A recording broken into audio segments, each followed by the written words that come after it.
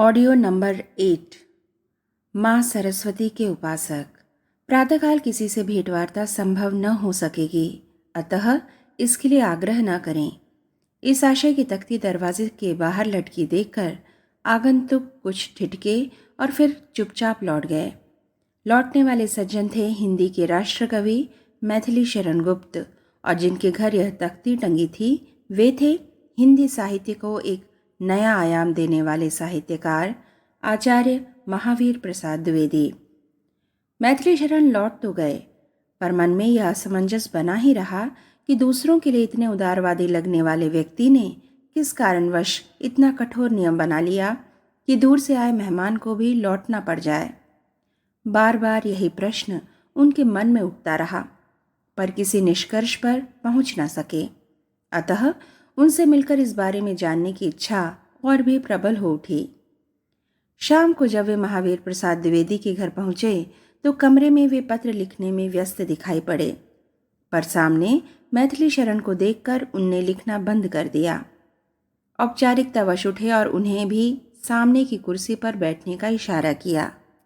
घर परिवार की औपचारिक जानकारी के बाद मैथिली शरण से और नहीं रहा गया। उन्होंने बाहर लटकती तख्ती के बारे में पूछ ही डाला कि इतने कठोर नियम का क्या मतलब है।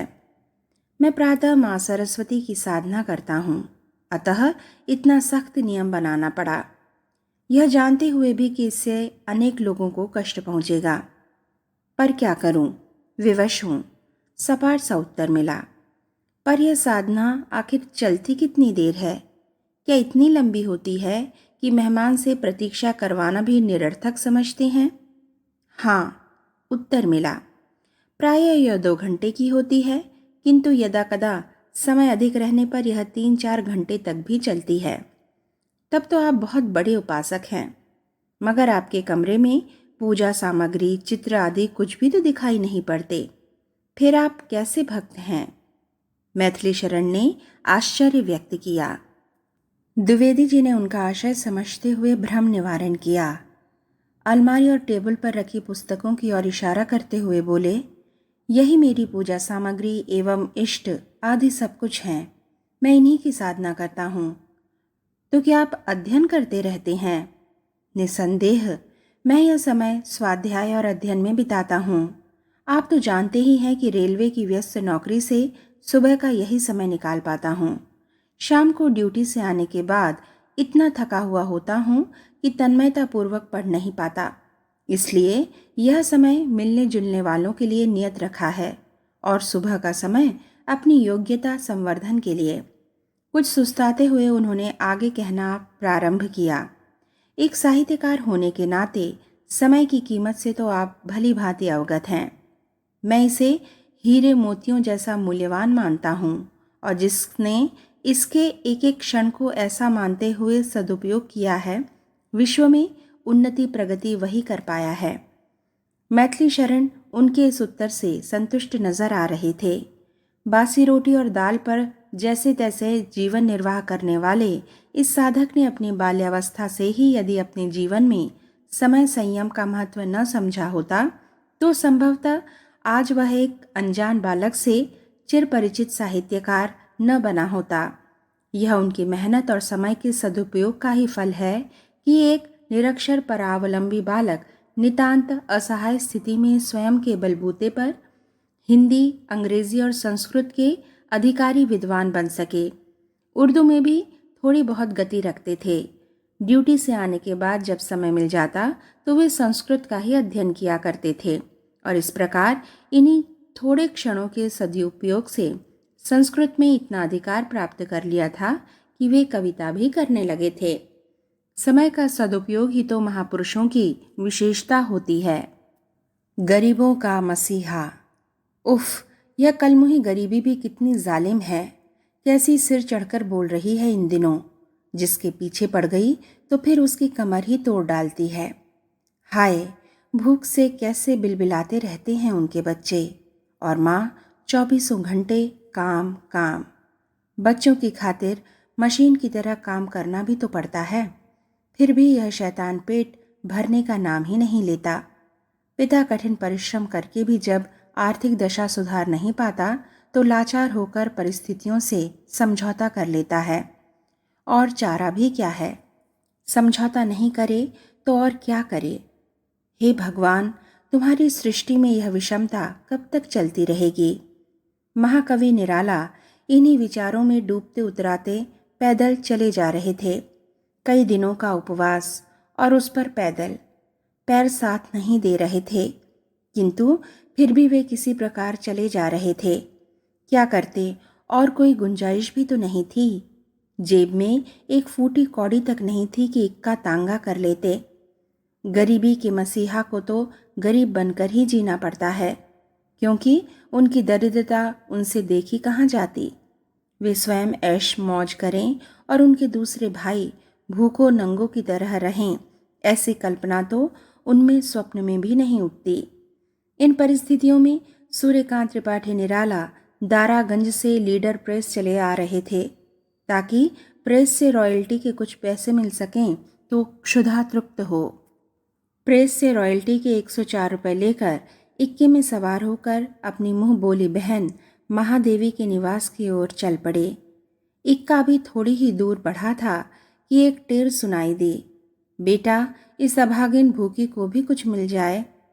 निराला ने इधर उधर देखा तो ज्ञात हुआ कि पुकार उन्हीं को लक्ष्य करके की गई है। तो इक्का रुकवाया, स्वयं उतरे और सड़क के किनारे बैठी भूखी भिखारिन के पास जा पहुँचे। अंतर में उठती करुणा को रोक न सके। बोले, माँ, हमारे रहते तुम्हें भीख मांगनी पड़े, यह कैसे हो सकता है। और क्या करूं बेटा, बुढ़िया ने अपने क्षीण स्वर में कहा। हाथ पैर चलते नहीं, जब तक ठीक रहे तब तक मैंने भी स्वाभिमानवश किसी के सामने हाथ नहीं फैलाया और पसीने की कमाई से अपना और अपना परिवार पालती रही। पर अब तो मैं बेटों को फूटी आंख भी नहीं सुहाती। जिनके लिए मैंने अपना खून पसीना एक किया, आज उन्हीं लोगों ने दूध की मक्खी की तरह निकाल कर फेंक दिया है। पेट पालने के लिए कुछ तो करना ही था, सो इसे विवश होकर अपना लिया। किसी प्रकार यह बूढ़ा पेट भर जाता है। कवि हृदय तड़प उठा। पूछा, यदि 1 रुपये दे दूं तो कब तक भीख नहीं मांगोगी। कल तक उत्तर मिला। यदि 5 रुपये दे दूं तो 5 दिन तक भीख नहीं मांगनी पड़ेगी, बुढ़िया ने जवाब दिया। कवि ने रॉयल्टी की पूरी राशि 104 रुपये दे देने की बात कही तो बुढ़िया ने फिर कभी भीख न मांगने और इससे कोई धंधा कर लेने का संकल्प लिया। महाकवि सारी राशि बुढ़िया को दे स्वयं खाली जेब इक्के में बैठकर महादेवी के घर की ओर चल पड़े, जहाँ किराया भी महादेवी जी ने ही चुकाया। ऐसा था उनका विशाल कवि हृदय। आज भी उनकी आत्मा चीख चीख कर कह रही है कि मानवता हृदय की विशालता से आती है, भौतिक संपन्नता से नहीं। पत्रकारिता का आदर्श। बाल मुकुंद गुप्त। दरवाजे पर थपथपाहट हुई और अंदर कमरे में नीचे फर्श पर दरी बिछाकर बैठे चौकी पर कागज रखकर लिख रहे गुप्त जी ने छोटे लड़के को आवाज देते हुए कहा, देखना बेटे, कौन आया है। छोटे लड़के ने अपने पिताजी की आवाज सुनकर दरवाजा खोला और एक सज्जन अंदर प्रविष्ट हुए। गुप्त जी उन्हें देखकर तुरंत खड़े हो गए। बहुत दिनों में दिखाई दिए हो मित्र, कहाँ हो आजकल, क्या कर रहे हो। आगंतुक सज्जन, जो गुप्त जी का पुराना मित्र था, उनके इन प्रश्नों के उत्तर तो दे रहा था, पर वह घर की स्थिति को बड़ी बारीकी से देख रहा था। सोचा तो यह था कि भारत मित्र जैसे प्रतिष्ठित अखबार के संपादक से मिलने जा रहा हूँ। घर में ठाठ बाट और रौनक नहीं होगी तो कम से कम मध्य वित्त परिवार जैसी स्थिति तो होगी ही, लेकिन यहाँ तो चारों ओर फटेहाली बिखरी पड़ी दिखाई दे रही थी। भारत मित्र हिंदी दैनिक के संपादक श्री बाल मुकुंद गुप्त की कमीज, जो बहुत ही हल्के कपड़े की सिली हुई थी, पीछे वाली दीवार पर खूंटी से टंगी हुई थी। गुप्त जी बहुत ही मोटी निब वाले कलम से, जो बहुत ही सस्ते दामों पर मिलती थी, चौकी पर कागज रखकर लिख रहे थे और आगंतुक सज्जन इन सब वस्तुओं को, घर के वातावरण को बड़ी बारीक नज़र से देख रहे थे। इधर उधर की बातें चल रही थीं। सज्जन अपना मंतव्य कहने ही जा रहे थे कि गुप्त जी का ज्येष्ठ पुत्र कमरे में आया और उसने बाजार से खरीद कर लाई हुई 2 कमीजें अपने पिता के सामने रख दीं। गुप्त जी ने उससे पूछा, कमीज तो अच्छी है, कितने की है बेटा? 4 रुपए की। 4 रुपए की? गुप्त जी ने बड़े ही विस्मय और आपत्तिजनक स्वर में कहा, इतनी महंगी क्यों खरीदी? इतने में तो घर के सभी सदस्यों के लिए कपड़े बन सकते हैं। आगंतुक सज्जन ने कहा, बच्चे ही तो हैं गुप्त जी, यदि ये अभी अपनी पसंद का खा पी और पहन नहीं सकेंगे तो कब खाएंगे पिएंगे? लेकिन यह तो सरासर फिजूल खर्ची है। हमारे परिवार की आर्थिक स्थिति इस योग्य नहीं है कि हम इतने महंगे कपड़े पहन सकें। गुप्त जी ने कहा, रही खाने पीने की उम्र वाली बात, तो उन्हें मितव्ययता अभी से नहीं सिखाएंगे तो कब सिखाएंगे? अर्थाभाव वाली कठिनाई तो मैं दूर किए देता हूँ। मैं इसीलिए आपके पास आया हूँ। यह कहते हुए आगंतुक मित्र ने 5,000 रुपए उनकी चौकी पर रख दिए। ऐसे चौंक गए गुप्त जी जैसे उन्होंने कोई सांप बिच्छू देख लिए हों। गुप्त जी ने विस्मय विस्फारित नेत्रों से मित्र की ओर देखते हुए कहा, क्या मतलब? मित्र ने कहा, यह तो आपको मालूम ही है कि यहाँ की फौजदारी अदालत में 2 धनियों के बीच मुकदमा चल रहा है। दोनों पक्षों के सनसनीपूर्ण विवरणों से यहाँ के दैनिक पत्र भरे रहते हैं, परंतु न्याय जिनके पक्ष में नहीं है वे मेरे मित्र हैं। यदि आप अपने पत्र में उनका समर्थन करें तो शायद उन्हें लाभ हो सकता है। इसी के लिए मैं उनकी ओर से ये 5,000 रुपये लेकर आया हूँ। आप इन्हें स्वीकार कीजिए। गुप्त जी ने धीर गंभीर स्वरों में कहा, मित्र, तुम गलत समझते हो। अगर अर्थार्जन ही मेरा ध्येय रहा होता तो आप जो अभी चारों ओर घूर घूर कर देख रहे थे और मेरी गरीबी पर शायद आश्चर्य कर रहे थे, मैं यदि चाहता तो आपको आज आश्चर्य करने का अवसर न मिलता। मुझे संपन्नता से भी अधिक अपना दायित्व प्रिय है। मेरे पत्र का सूत्र ही है, प्रतिष्ठान रत्नम। धन के लोभ में, पत्र की प्रतिष्ठा में किसी भी दशा में मैं नहीं गंवा सकता। और गुप्त जी वापस अपने लेखन कार्य में व्यस्त हो गए। असंभव शब्द हमारी दुर्बलता का परिचायक है। 1898 की बात है। मद्रास से निकलने वाले अंग्रेजी पत्र के संपादक सुब्रमण्यम अय्यर ने हिंदू से नाता तोड़कर तमिल भाषा में अपना पत्र निकालने का निश्चय कर लिया, क्योंकि वे इस गुलामी की भाषा से अब नफरत करने लगे थे।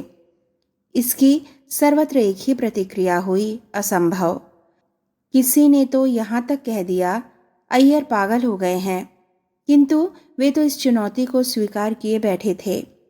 अंग्रेजी लिखने में अय्यर की सानी का पत्रकार भारत तो क्या, विदेशों में भी नहीं था। हिंदू में निकलने वाले उनके संपादकीय को सर एलन ह्यूम लंदन से निकलने वाले टाइम्स से 19 नहीं 20 ही मानते थे। गोपाल कृष्ण गोखले उनकी विलक्षण बुद्धि के कायल थे। लियाकत अली उनकी लेखन कला पर फिदा थे। मालवीय जी उन्हें अपने राजनैतिक गुरुतुल्य मानते थे और अंग्रेजी सरकार उन्हें अपना सिरदर्द मानती थी, क्योंकि वे राष्ट्रीय आंदोलन को प्रखर बनाने के लिए लिखते थे, जो कानून विरोधी होते हुए भी उनकी चमत्कारी लेखन व ढंग के कारण पकड़ से परे रहता था। यह सब प्रतिष्ठाएं उन्हें हिंदू के संपादक होने के कारण मिली थीं। यह पत्र उन्होंने अपनी 23 वर्ष की आयु में साप्ताहिक रूप में निकाला था, जो अपनी बढ़ती लोकप्रियता के कारण शीघ्र ही सप्ताह में 3 दिन निकलने लगा था तथा 1889 में दैनिक हो गया था। उनकी विद्वत्ता की धाक सारे देश में इस पत्र के माध्यम से जम चुकी थी।